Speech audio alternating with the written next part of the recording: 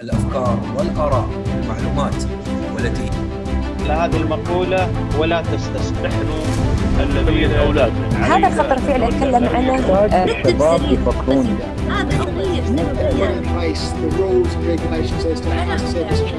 This is where, and the airport wasn't any different. مع الأولاد دبي ايربورت.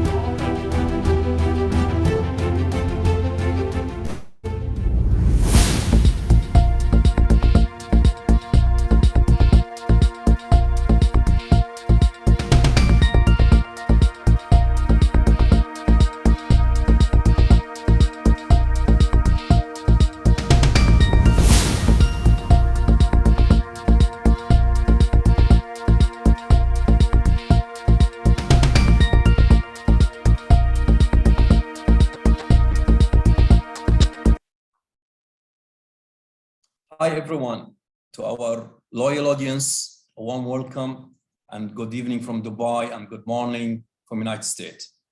Welcome to our 25th episode of Expert Talk Shows.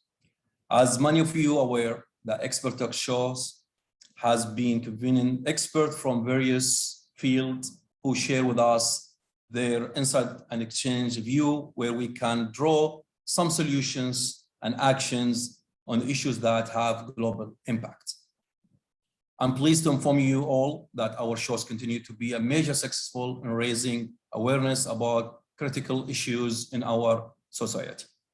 Today, our topics in this 25th episode is another important one, which concern many of us, as they happen not only in the school, not in the universities, but also in some offices. It is an issue that many individual parents are concerned. Bullying, yes, it is about the bullying. So our focus today is the way to deal with it and what is the anti-bullying rules currently and how we can make it work. Without any further ado, let me call Mr. Alharith to open our discussion. Mr. Alharith, please. Thank you very much, Jassim, for such a lively opening for our episode today. Today, the Experts Talk Show, the first endowment digital platform, which was awarded the Dubai Endowment logo for knowledge endowment by the Mohammed bin Rashid Global Center for Endowment Consultancy, continues to attract new viewers and followers because of the interesting topics we present each time and the insight, opinions, and recommendations that people gain through the show. They get a better knowledge and understanding about trends and topics that matter in our modern lifestyle. Today, we are putting bullying on the spotlight, an act that can be prevented if we all exercise our power as a community working together. There are ways that have already been established in our society which can help identify and support children who are experiencing bullying and how to deal with the behavior of children who are being bullies. How can we better understand them? We will also call on the attention of adults and young people who tolerate bullying behaviors in peer groups, schools, and communities.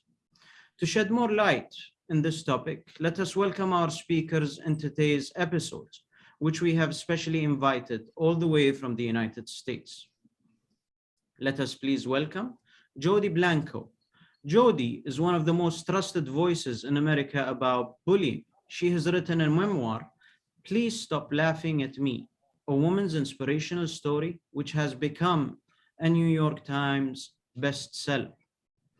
Our next guest is Glenn Stutzky, a senior clinical instructor at the University of Michigan. Mr. Glenn will be addressing some of the important topics that we need to understand about bullying, such as bullying, development of violence in schools, bullying in cyberspace, and bullying in the workplace. We appreciate the recommendations from our panel of speakers today. It is indeed helpful to access this type of high-valued advice from them, as this forms part of our social responsibility. Jodee and Glenn, welcome to the show. Thank you. It's a pleasure. Thank you very much. Honored to be here today. Thank you very much. Thank you very much. Thank you, Mr. Alharith, to pay attention to this important social issues and for giving us your thought on this matter. Now, let me throw the first questions to Ms. Jodee. What is the bullying? How you can define it? That's a good question. I am a survivor of school bullying. So I was the first adult in the United States to look back on my lonely, difficult school years from the perspective of an adult. And I work inside schools in America. I do presentations, I have curricula. So I know the subject as someone who survived it and as someone who works with other kids who are going through it. And what I explain to kids and adults is that bullying isn't just the unkind things that we do to each other, whether in school or in the workplace. It's also the nice things, the kind things we don't do. So for example, many people around the world define bullying as hurting someone or calling them names or physically abusing them. But there is another more subtle kind of bullying that can cause even more long-term damage, which is exclusion.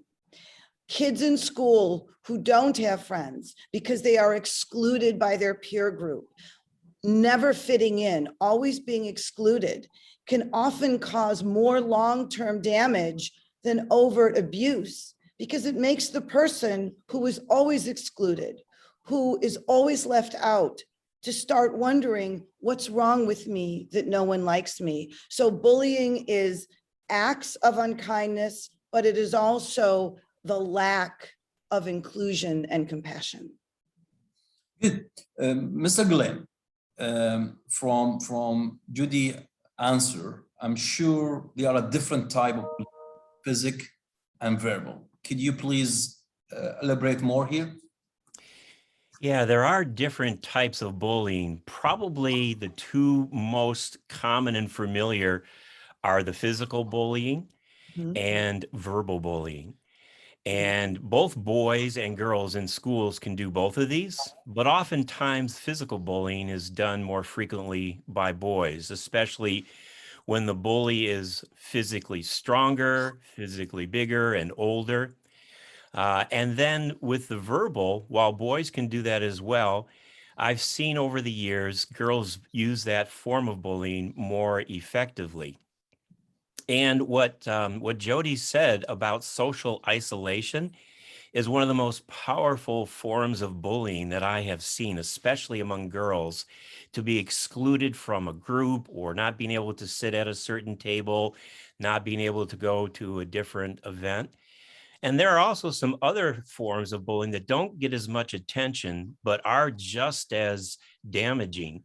One of them is stalking, where someone is constantly surveilling someone through text messages or physically, hanging around by them when their presence is not, appreciated and not desired. Hazing is a form of group bullying. And then also rumors. One might not think about that, but in a child's world, rumors are very powerful. Something spoken and shared that is not true about you, that goes to your very character, and then having other people believe that. That's a form of bullying that's very difficult to overcome. So there are multiple kinds of bullying. These are some, and it's important to understand them when we look at writing policy or developing programs, because we need to be able to capture how bullying is expressed through all these different types. Absolutely. I want to jump in too, because that was so true what you said and so profound. And when you're talking about addressing bullying, you also have to look at the dynamic of the bully. And I advocate strategic compassion for the bully, that just punishing a bully rarely will work, because usually the bully, no matter what kind of bullying behavior they're perpetrating, it's because they're hurting inside. The bully is often a child acting out in a cry for help. So we have to be intelligent on how we address those cries for help, or we can inadvertently, with all good intentions, actually make it worse. Okay, now, Jodee, from your experience, what was the most common type of bullying and the most dangerous in the two young children? I think from my perspective, as someone who lived through it and survived, and as someone who's written multiple books on this, not just based on my experiences, but all the kids who I hold in my arms, I think that absolutely rumors, you are so correct, is absolutely one of the most damaging forms of bullying because it makes you feel completely isolated. Other children who are your friends, if you're a student, your classmates, who you thought were your friends, who you thought believed in you, are suddenly believing all these lies about you, and you feel helpless to respond. So the worst kind of bullying is the kind that makes you feel helpless and hopeless. Rumors and exclusion. I think exclusion is dangerous because if I slam you against a locker, if I call you a horrible name every day, it will make you say to yourself, there's something wrong with Jodee. She keeps slamming me into a locker. But if all I ever do, my friends and I, is pretend like you don't even exist, look past you instead of at you, talk about you instead of with you, never include you in anything, pretend as if you mean nothing, it may make you ask yourself, what's wrong with me? And the moment a child begins to ask themselves, what's wrong with me? That is when the long-term effects of bullying have begun to take root. Thank you. Mr. Glenn, what do you think is the reason behind the violence and bullying in the school and the youth today? I think there's a couple things, and in general, and this goes back before the time of the pandemic, I've been seeing over a number of years that there seems to be that empathy is going down in general, and incivility is growing up. And I think that that's very much a part of this. Empathy is key to part of the solution and remedy, for bullying. I think another reason too that violence and bullying is happening in schools, to be honest, is that adults don't have the awareness all that they need about what bullying really is and the nature of bullying. It's not, like Jodee was already pointing out, it's not just the actions, it's what happens through the intention of the bully, which is to gain power and control over that individual and to define who they are, not who they really are, but to define who they are. And so it's very important that the adults within schools understand the nature of bullying and the impact, that it's not just kids being kids, it actually is a form of abuse. And we need to begin to look at it that way, to take it as, seriously as it is. Now, I think too that the pandemic has had an impact, at least in our country here. You have kids who, by the very nature of the pandemic, have even been further socially isolated. But bullying hasn't stopped during that time. It's continued, especially because a lot of bullying happens online. And I think that that's another thing too, is just we're seeing kids as they're trying to come back into school in person, we're seeing behaviors that are inappropriate. And I think the pandemic has contributed to that. So we're working on how do we reintegrate our children back into the classroom in person. We're having some struggles. We're trying to find our way. Good. Mr. Alharith, as far as I know, you are always dealing with the modern communications. So how do you feel about using the modern communication, which has led to the raising cyberbullying? Modern communication and multimedia is just another platform that has been used to send messages across. So it could be used for presentations, it could be used for work, and it also could be used for other bad things. And I believe that the non-physical bullying could be done and any platform online or using modern technology. You could use, I do not want to name any specific websites, but you can go out there on social media and you can start bullying your classmates or your peers or your co-workers or even your family members. So I do not think that modern technology is going to stop it in any way. If it is used right, modern technology can be used for the good of mankind. But if it is used wrong, like everything else, it's going to backfire and it will enhance the effects of bullying. I'd like to jump in if I may. Please. And I'd like to jump in on what Glenn said and what you both said, is that 40 years ago when I was in school, if someone wanted to start a nasty rumor, they would write it on a piece of paper and pass it around class. And that paper would eventually disintegrate and be thrown away. Today, that same rumor could be uploaded on a social media site or uploaded on the internet. So the impulse for cruelty and the reasons why the human heart commits acts of cruelty, that has not changed. It is the weaponry that is used to achieve that cruelty that has changed. And modern technology and social apps, and Glenn knows this too, because we both deal with this every day, are not going to go away. What must come into play is that we need to encourage parents and families and educators to set an example of compassion and empathy and how they deal with children and in how they deal with each other, so that children have a good example of what empathy and compassion is to follow.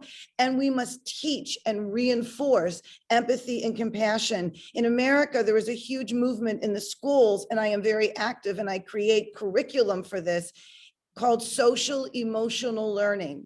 And SEL, social emotional learning, teaches kids how to communicate their emotions, how to handle and maintain their emotions. And it's an important part of the learning day. And Glenn is absolutely right that empathy has gone down and our civility has diminished. So it is up to us as a global society, not just in America, not just there, but as a global society, to be aware of how we treat each other as adults, because children are watching us and they are absorbing what we do and what we don't do. I'd like to add in one thing to go right along with that. And I think Jodee is right on the mark. The kids pay attention to what we as adults value. And one of the things we need to do is we need to put value on things like empathy, kindness, patience, tolerance. Yes. In schools here in the United States, we make a big deal about achievements in terms of athletics and also in terms of academics. You go into any high school, in our country here, and generally up by the front entrance, you'll see a big showcase of trophies for who can, the team that could run the fastest, jump the highest, score the most points. And then you'll also see usually smaller, but also awards for academic achievements. Why? Because we value those things, in our society. We need to also value the importance of these other things I'm talking about, like kindness. And when I say value, I mean, we need to put some serious awards and money behind that. I would like to see a school. I don't want to take away from the sports banquets we have here at the end of the year, where everyone's acknowledged for their hard work and their record and their achievements. And maybe they get some kind of a trophy or something like that. or for the students who have had such high academic progress, that's all good. How about an award for the kid who's like the kindest and most tolerant and, person in the school? And I'd like to see that award be just as honored as academics and sports. Kids will be attracted to what we as adults really put real value on. Exactly. Yeah. And to add to that very quickly, Glenn, you are so spot on. We must communicate after the show because you are a treasure. He is absolutely right. And to add on that is that every school should have like a Make a Difference club, an extracurricular club where like-minded students can figure out ways that they can make a difference just in their immediate world. Because when kids start making a difference in their immediate world, the larger world is changed. Glenn, do you think schools are equipped enough to deal with bullying? Well, I can only speak from my experience here in the United States. Some schools are equipped, but most honestly are not. Most don't even have an idea to what degree bullying might be a problem in their school. And that's the very first thing. You have to find out to what degree is bullying even a problem in my school. And to do that, you've got to ask. What we have here are like school climate surveys or school safety surveys, where we survey the students and the parents and the faculty and the staff. And we try to find out how much bullying might be occurring, not just how much, but where. Bullying is dynamic, and bullying happens in different geographical locations in a school, and it varies from school to school. We need to know what kind of bullying is happening, whom is it happening to, and what is the current response, of the school. So that's the first step, is actually finding out and then measuring the response appropriately. And the second thing I would make a point of with schools being equipped is, again, going back to, they need to understand that this is not just pure conflict. This is not just boys being boys or kids being kids. This is where genuine harm is being done. And we need to see that the intention of the bully is not even just only to harm, someone else through their actions, but is to gain power and control over them and to try to redefine who they are, take away that very essence. Bullying is not so much the incidences or the actions as it is the intentions. And bullying can cause an injury. I mean, I've had a lot of kids tell me that the worst, as Jodee's already said, that the worst type of bullying injury isn't when you get into there's a fight and your body is hurt. Because if your body is hurt, in a few days or whatever, it'll begin to heal and stuff like that. But bullying brings wounds to the soul. It brings wounds to the spirit. Those often aren't seen. And that's why we need to understand those more subtle forms of bullying that occur right under our own eyes in the schools. And I want to jump in as well, is that to give you a personal perspective, very briefly, when I was about 12 years old, a boy at my school convinced all of his friends to jump me after school in a snowstorm, hold me down, and throw snow at me, okay? And then suddenly they were laughing and it got out of hand, and they were shoving snow in my throat until I started to choke and they ran off. That's why I tell kids when I go into schools, when I speak at schools, and kids will say, oh, we're just joking around. It's not just joking around. Bullying can damage you for life. But here's the thing. I was angry at him for years. I found out 20 years after that Jerry, he did that. He was hurting a lot of kids that semester because his mother left the family. His father was very sick with alcoholism. There were 7 children in the family and no one was feeding them. So Jerry would steal food from school in the afternoon and feed his 6 little brothers and sisters So he was a bully that year, not because he hated me or wanted to hurt me or any other children that he bullied, because he was scared and in pain. And he was afraid to tell the school because he was afraid of what the government would do to his family. So the principal of that school punished Jerry. They made him stay home from school. In America, we call it a suspension for 1 week. And when he came back from school, he was so skinny from hunger, he looked like he had cancer, and no one did anything.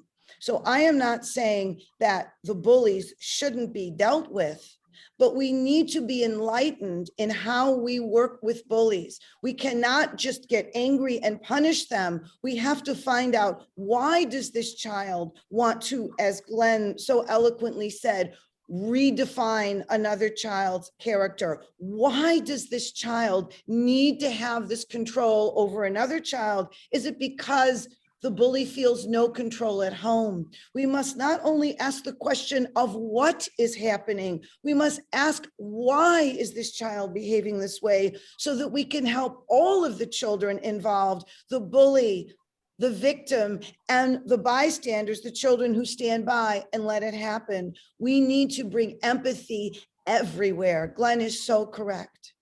So Jodee, do you think the bullying in the middle school or high school is worse than when we were in the elementary school? When we were in school, Yeah. I get asked that question all the time. I don't think bullying itself, the impulse for cruel behavior, is any worse today than it was 40 years ago. But the weaponry to achieve it, like social media and the internet, has made it more dangerous. Just like 5,000 years ago, when we went to war, we may have used bows and arrows or clubs. Now we have nuclear weapons, but the human element behind it, I think, remains the same. Mr. Alharith, that will lead me to ask you questions. What should parents do if they feel their children are being bullied? And my point of view as a parent, I think the first thing that a parent should do is reach out to an expert like Jodee and Glenn and try to understand how to deal with such a situation. Because as we just heard from Jodee, there might be a lot of reasons behind bullying situations. It might not be because of the child's attitude or misbehavior. There might be something much deeper that needs to be figured out and solved. And I think not a lot of parents are equipped to handle. I believe no parents are ready to handle such a situation. And the same way you would go to a dentist or a orthopedic for a specific type of injury, this is an injury that you have to seek the correct advice to know how to deal with it, and not try to deal with it in a certain way and cover it up for your child and tell him, it's okay, you will get over it. It's okay, you'll get over it.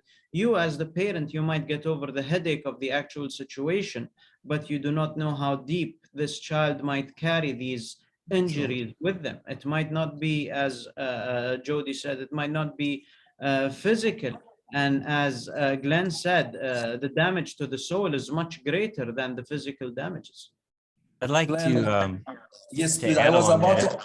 Yes, Glenn, I was about to ask you your comments on Alharith answer. Oh, thank you. I'm sorry for interrupting.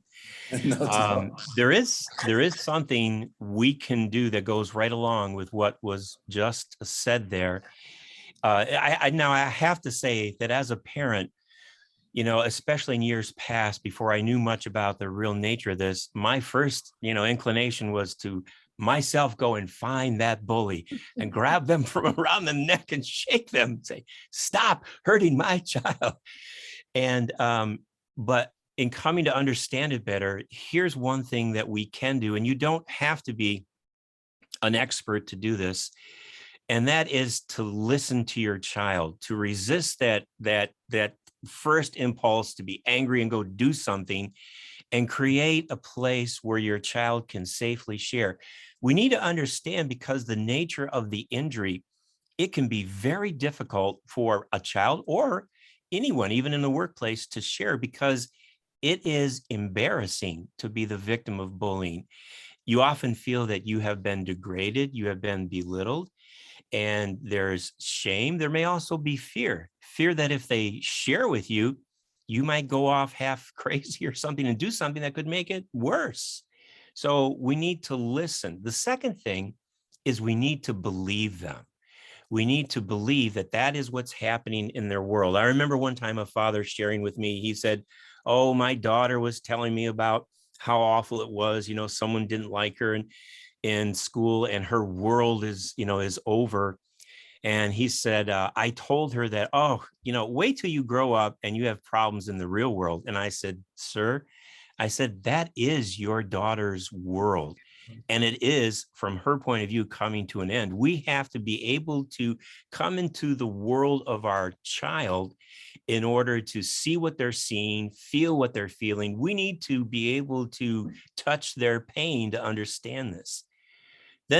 So listening without judgment, believing them. And then the third thing goes right back to what was shared, which was excellent, is then seeking out more information and getting, some expert counseling, whether it's through, I'm not sure what all the setups are there, but with, here we have school psychologists, sometimes school nurses, social workers, school social workers, is to seek out consultation with them to put together a plan. And I would say one other thing. And again, this kind of goes against a lot of our instincts because we want to fix it as a parent. It hurts us to see our children hurting. But bullying in many ways is about being made powerless or feeling powerless, like Jodee has already shared. You don't want to take away the power from your child, which means, and this may be a little different for us as parents, is we need to have a cooperative partnership with them. Keeping the channel of communication open is so crucial. We, of course, have the final word as parents, and we have responsibility for them, but to make them a part of the process. Don't take that away from them. Allow them an appropriate means to participate in the process of what the plan is going to be.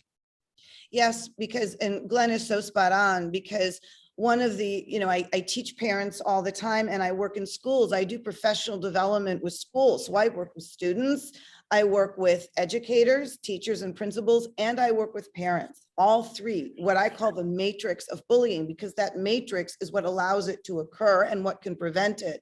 And what I always tell adults is that you have got to include the child, because the biggest complaint I get from kids all over the world, not just in the United States, is that they feel like the adults take over everything.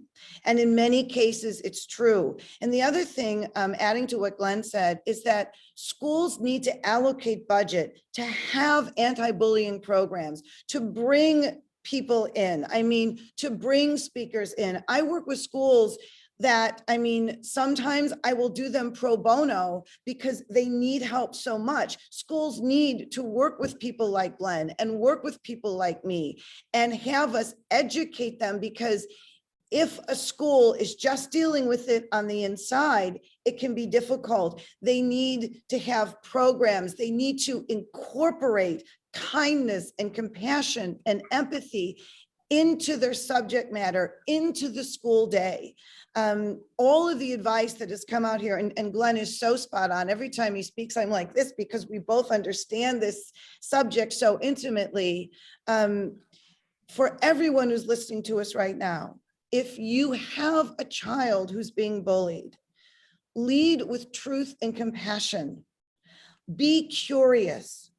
Ask why this is happening. Work in partnership with the school. If you can, work in partnership with the bully's parents. Let us set the example for the children of what can happen when the adults work together with love and respect.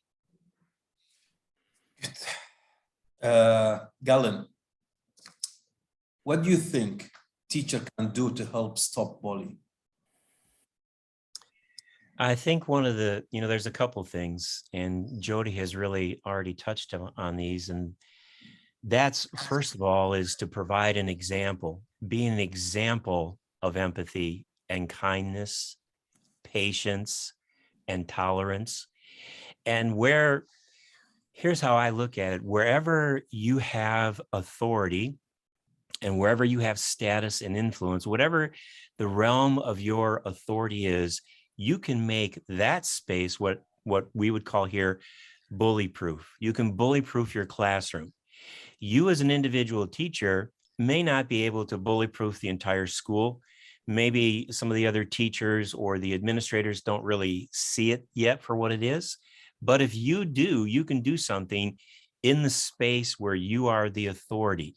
You can bully proof your classroom. You can allow opportunities to raise awareness for whatever grade level that you're teaching, allow the students to talk, allow them along with you to create what the guidelines and the rules are for the classroom. Of course, again, as a parent and also as a teacher, you have the final say, but letting the kids be a part of that process. The key, I think the key is understanding that bullying is not about the actions. It comes down to fundamentally being about relationships. Bullying is a relationship. So just having, punishment for certain kinds of behaviors, as has been pointed out, will not really get to the root cause of this. We need to see bullying in terms of relationships and the building of a caring community. The best approach, I think, to dealing with bullying is to approach it in a systemic way, in a comprehensive way, where your aim and your goal for teachers is to create a caring community and building those positive things in. And a teacher is well suited to do that just within her classroom. It's like if I was a teacher at the beginning of the year, this would be one of the first things we would talk about, because it helps provide then the kind of learning environment that's even better. And it's like, I introduce myself and everything. And in this classroom, you are safe. Here in my room, you are safe. We're going to make sure that that's a priority. Now let's talk about it. And I'd like to add to that as well, gentlemen, that it's also very important that the child who is being bullied, either overtly or just sometimes a form of bullying is when a child is just made to feel invisible by their classmates. And it's very important that we communicate to these kids who are either being bullied or what I call invisibilized and excluded. We must communicate with them that there is nothing wrong with you. Sometimes it is everything that is right about you that can make others misunderstand you. Because if we as adults, like for example, I meet many parents who have a child who is excluded all the time or just sort of invisible at school. And the parent will say to the child, what's wrong with you that nobody likes you? Why doesn't anyone like you? What's wrong with you?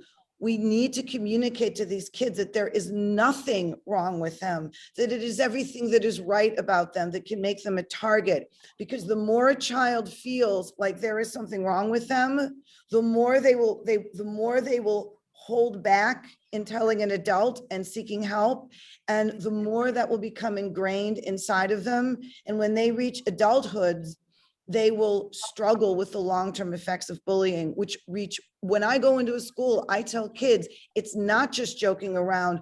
Bullying can damage you for life, that how you treat each other now will last long past school graduation. And we need to let these kids who are bullied know that they are not faulty. They are not a mistake. Glenn, if may ask, what if your child is one who is doing the bullying? I think that's a very important question. And some of the things that we have said really go to that, to that point. It is important to get to what is underlying and underneath the bullying that is happening. I've heard bullies say a lot of things because I was curious too. Well, why are they doing that? So I began to ask them, if they would talk with me. And I found that there was a variety of reasons. I found that sometimes is because they were afraid of being bullied. So in terms of not wanting to be bullied, they became, bullies themselves. I had some very disturbingly tell me that they found that it was fun. It was entertaining. They were bored. Others would say that that they didn't think it was really that bad. They thought, they do that to everyone, that other kids can't take a joke. They're too thin-skinned and things like that. But another reason sometimes children are bullies is that they're being bullied at home, or they're witnessing bullying behavior in the home. Part of a research project I was involved with years ago, we were tracking kids who were in domestic violent home situations. And we were following them into schools. That's actually how I got into schools about this issue. And I saw kind of two things.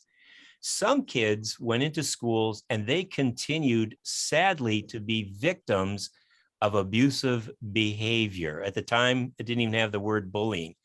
Others, though, I saw, went into the schools and became the predator or the bullies themselves. So a parent has to understand what is underneath. That involves listening. Again, not our first reaction when we know our child maybe has been,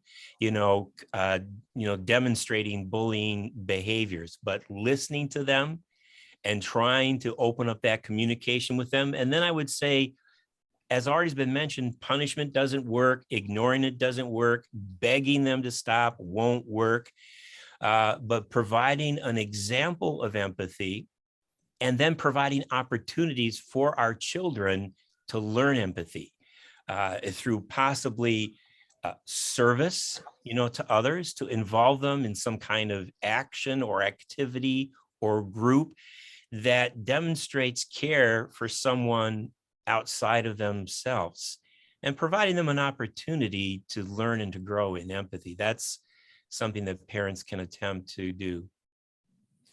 Let me ask Mr. Alharith, what would be your reaction if you felt that your child being bullied?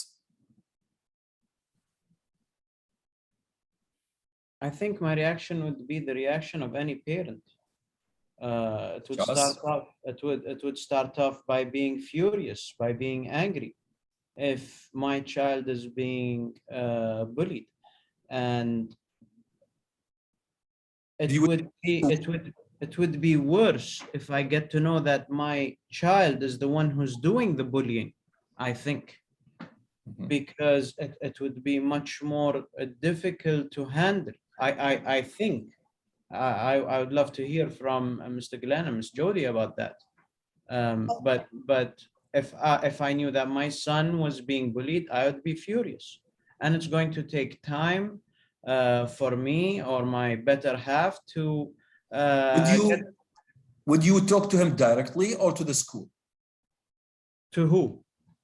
If you find that your child being bullied, you will talk to him or to the school? I think I'll talk to both. I think it goes to the age. Is it 7, 6, 5, 12, 15, or 17, 18? I don't know. In university, it's a difference. Are we dealing with an adult or are we dealing with children? I really don't know. Excellent. Jodee, I think, Jodee, I think you would like to comment here. Yeah, I think that, there is something that I work with all the time, which I call the adult survivor of peer abuse, the adult survivor of bullying. There are many adults out there who are parents who were bullied or just excluded all the time when they were in school, and they become adults and they become parents, and they still carry the wounds of those experiences. And sometimes those parents, and there are many, many more of them than you may think. So sometimes those parents, if they find out their child is the bully, they go into denial. They don't believe it, and they become very resistant. So it's important that if you're a parent and you find out that your child is a bully. And by the way, I also divide in the United States, and it's like this in other countries too. There are students who are very popular. Well, some popular students are very kind, and I call them elite leaders. Some popular students are mean and controlling, and I call them elite tormentors. And it's very important, if you are a parent and you are hearing that your child is one of the quote mean popular kids, it does not mean that you were a bad parent. It does not mean that you did a bad job or that your child is a bad child. Going back to what Glenn said, the best way to help a bully is to find creative opportunities where they can access their empathy and develop it like a muscle, serving food to someone at a homeless shelter or helping animals in an animal shelter. As Glenn said, acts of service. The more we punish bullies, the less connected to their hearts they will be. The more we find opportunities to help them connect to their hearts, the bigger their hearts will grow. Jodee, being a female, what is your opinion on the girl bullying and why do you think that's happening? Well, I think, and Glenn touched on this and he's spot on, I think that girls are much more subtle in how they bully, but I think the damage of girl bullying can be even deeper than some boy bullying, because girls don't necessarily get into fistfights. You see that more and more, but by and large, girls use verbal abuse. They create rumors. They will do something that I have coined aggressive exclusion, where you'll have a group of friends and one girl will decide to get all of the other girls to turn on one person in the group. And that person is then completely isolated. That kind of bullying not only causes long-term damage to the soul, but it damages your confidence in your own judgment. So when you grow up, your confidence in your judgment suffers. So it's hard for you to trust. It's hard for you to decide who are your friends and who aren't your friends, because that was damaged when you were young. So girl bullying is often meaner. It's often subtler. And here's the thing, everyone, think about this. If a boy hits another boy, or a girl even hits another girl, you can discipline them. You can give them a detention, which is making them sit at school for an hour. There are things that you can do, but what do you do for the child who doesn't invite someone to something or who doesn't include someone? So that's a lot of girl bullying. It's not so much what they do to each other, it's the acceptance and friendship that they don't give on purpose. That is so on target. I remember in the very early days when we were doing research on this with the University of Michigan. And I should say that in my family, I only have brothers, I only had sons, and I only have grandsons. I don't have a girl in the mix there. And so way back in those days, we all thought that bullying was just a phase that boys kind of, went through. And we were doing some of the first research, and we were in Southeast Michigan in schools, and I was running some focus groups, and I was, starting to prep and open it up for the students. And I'll never forget, there was this girl who, and this was at a high school, she knocked on the desk to get my attention. And I thought, oh, you're interrupting the researcher from the University of Michigan. What is this? And she says, you're talking about bullying like it's only the boys. And then she said these words that I'll never forget. She said, we girls are the biggest bullies there are in schools. And I didn't know what to say, except realizing that I did not know what was going on. And for 2 years after that, I began to kind of do a listening tour to hear what girls, were saying, because they were saying some very disturbing things. One girl said, the way that we bully in a classroom, I can cut another girl, not with a knife, but I can cut a girl with a look and have her bleed out, and the teacher doesn't even know what's going on. So what Jodee is saying is very true. We do need to understand not just the similarities of bullying between boys and girls, but some of the differences, so we can capture that in policies and programs. Jodee, what's your opinion in bullying in the workplace? Let's get out of the school. Let's go to the workplace. Yeah, I think that bullying in the workplace often follows the same fundamental patterns that you see in the schools. For example, clique bullying. A clique is a group of people or a cohort of people who are friends.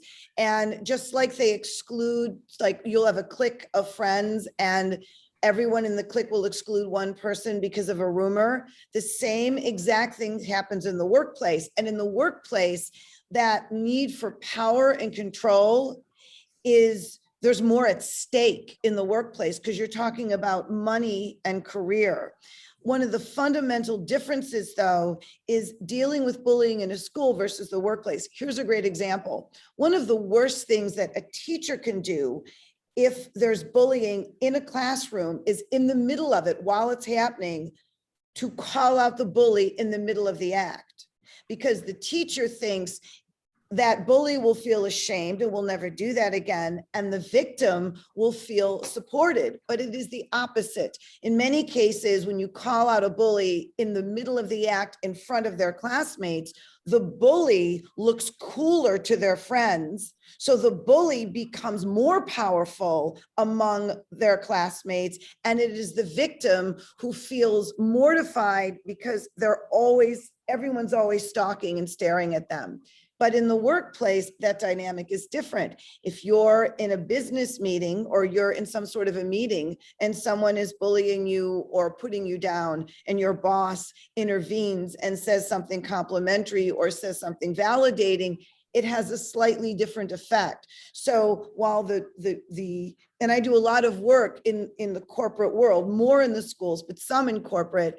And while I find the dynamic is the same, the ways to approach it are a little bit different with adults. And lastly, I will comment on this, that many adults in the workplace, were bullied or excluded when they were in school, and they never got therapy for it. They never addressed it. So when they are in the workplace, they are repeating those behaviors. If they were the victim in school, they tend to become the victim at work. So it's very important that we understand that, because it will enable us to help those people more. And bullying in the workplace, it's the same patterns as school, but there's more at stake.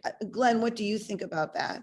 Well, I had someone once tell me, Jodee, that bullying in the workplace, it wasn't any different than middle school, just a little more money and better cars. Right. Yeah. Yeah.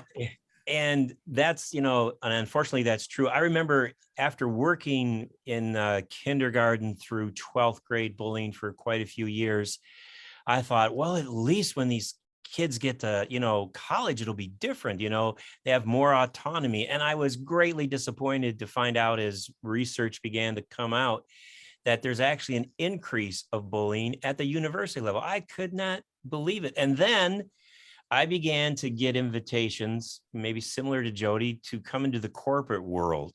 And I thought, no, you got to be kidding me.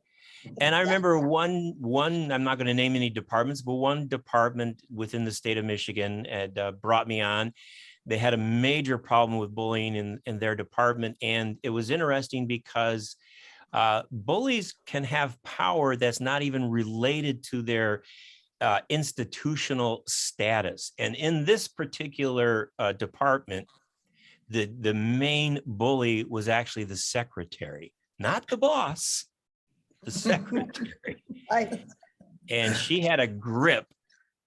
People were terrified of her, that entire department. It was quite astonishing to see. So unfortunately, well, let me say this. I'd rather say this.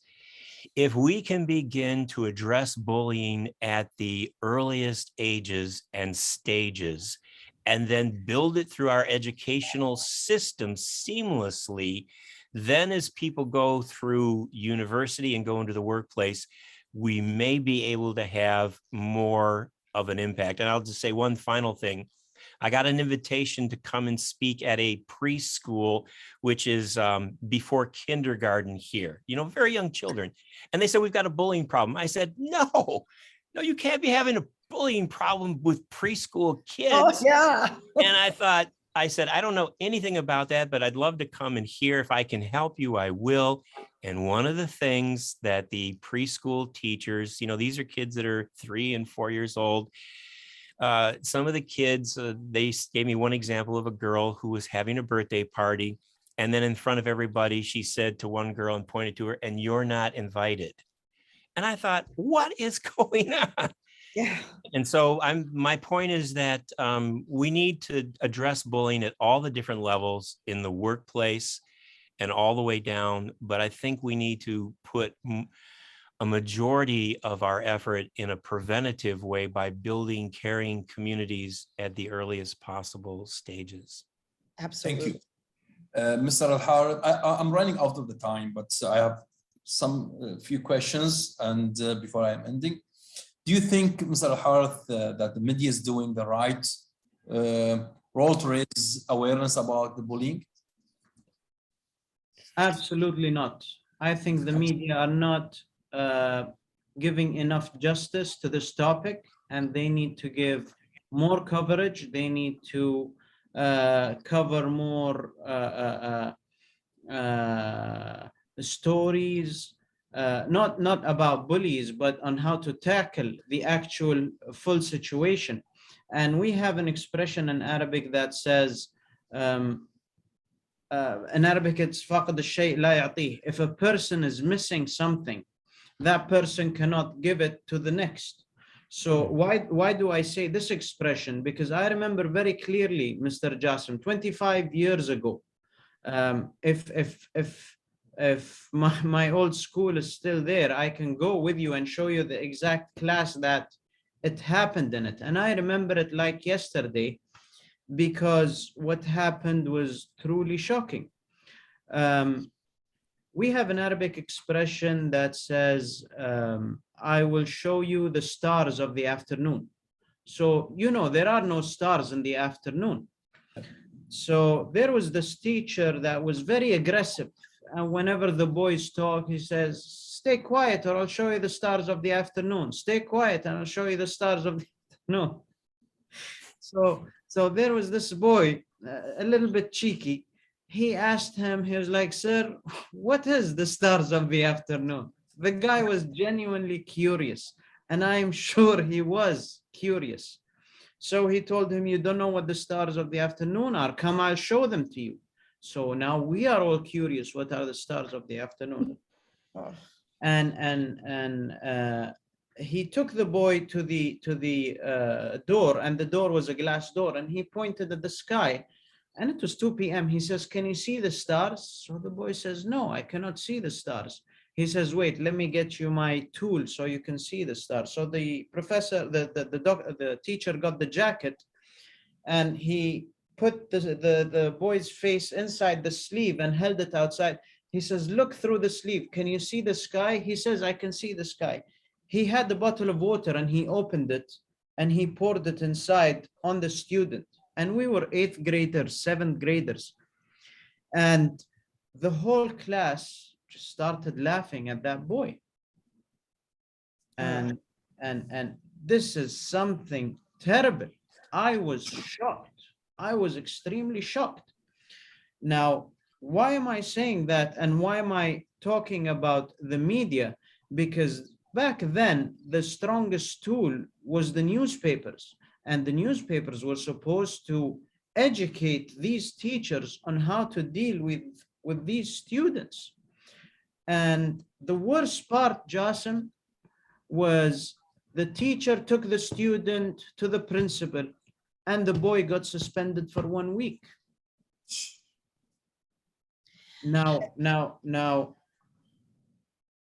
because the principal and the teacher, let alone this boy's mother, was also a faculty in the school. But I'm sure if I go and ask him, he's a good friend of mine. If I go and ask him, he would still remember and laugh about it. He had thick skin. My friend had thick skin. It didn't matter to him. At least that's what we felt and what we saw. But that was the wrong way to handle it. And you see this in schools a lot in the United States. This, when you say this is truly shocking, I am not shocked, because I see this behavior in the United States. And if there's any parents listening to us right now, it's important to know that we've been talking about student on student bullying and adult on adult bullying, but we also have teachers who bully students. And so parents, if your child says to you that my teacher is bullying me, believe your child. Our job as adults is not to judge the feelings of our children. It is to navigate them. And if your child tells you this, believe your child and have their back. I'd like to say that there's been not as much research, but some research on that shows very unfortunately that possibly as high as 8 to 10% of adults that are in education in roles are actually bullies.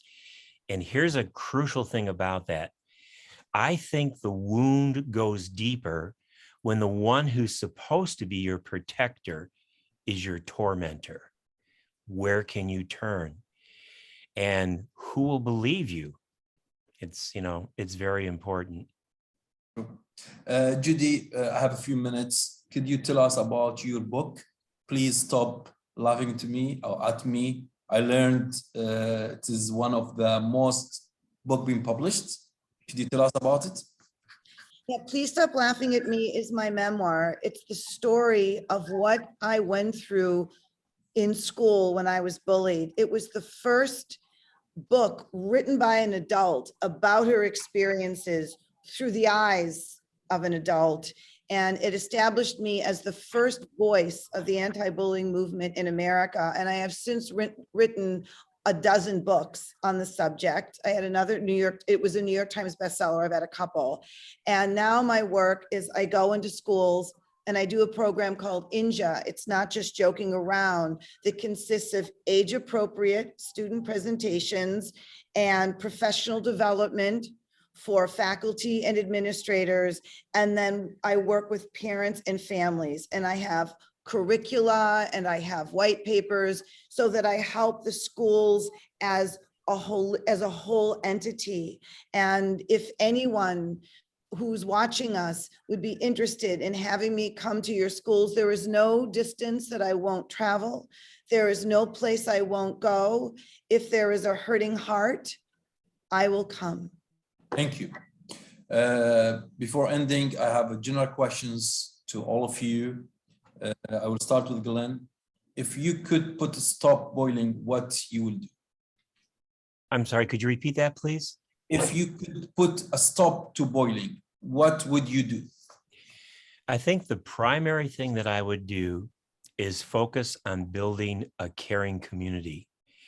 The approach has to be systemic. It has to be comprehensive. The adults have to buy into it wholeheartedly, as well as, the parents and the children. But it's in building that caring community. And I have actually seen it happen where some, I'll give you an example of one school that I worked with for some time. And in the beginning, they had a program, a bully proofing your school program. And they did the surveys, they did focus groups, and the adults were involved, in it in a major way, as well as the students. And over the years, I remember just sitting back and watching that work. And I remember it worked so well that these teachers got invited to conferences to share about what they were doing. And I saw them at one conference where we were both sharing, and they wanted to have lunch together. And they said to me, Glenn, we're so excited. We're here sharing about this. And they said, we don't even have a bully proofing program anymore. The caring community has become just the way that it is. It's now our culture. And that's one final thing I would like to say. I know we're towards the end of our time, is that while there are some similarities, certainly across cultures, because kids are kids, but we need to take into account unique aspects of whatever our culture is. And, what we, even to our own city, to our own school, to our own classroom, and draw upon the things within our culture to help us understand maybe some unique ways of bullying that are happening, as well as some unique ways to address bullying using the strengths from our own culture. Thank you, Glenn. Jodee, if you could put a stop to bullying, what would you do? The first thing I would do is I would, and I do it in schools, is in addition to the caring community, which I cannot agree with more, because then it becomes the culture as opposed to just a program imposed upon the culture. It becomes the culture inside. In addition to that, that adults need to be curious. That curiosity leads to compassion.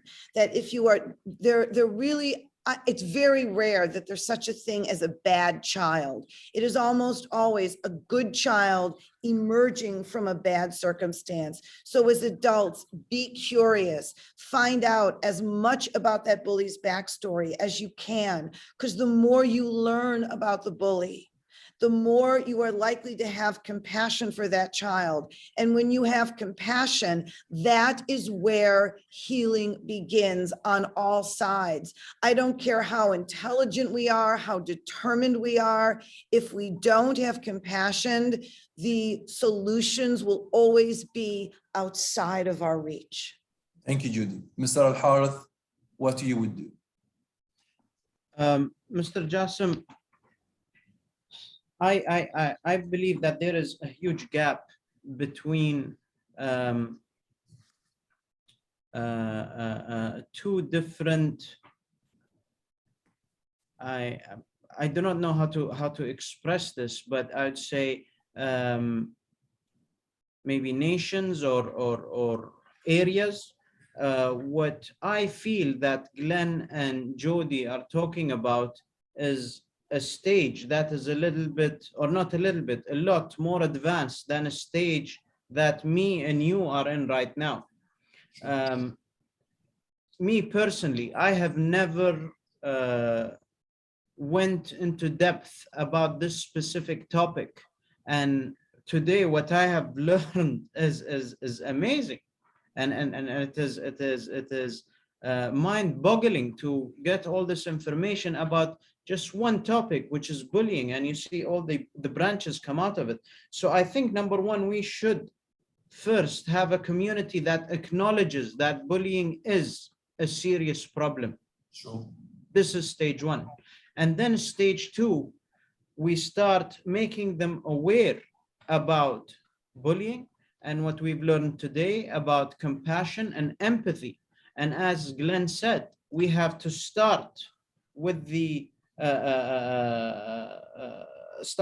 nurseries, and then the kindergarten, and then the grade school, and then high school, so on. So you can reach to a community that is a caring community.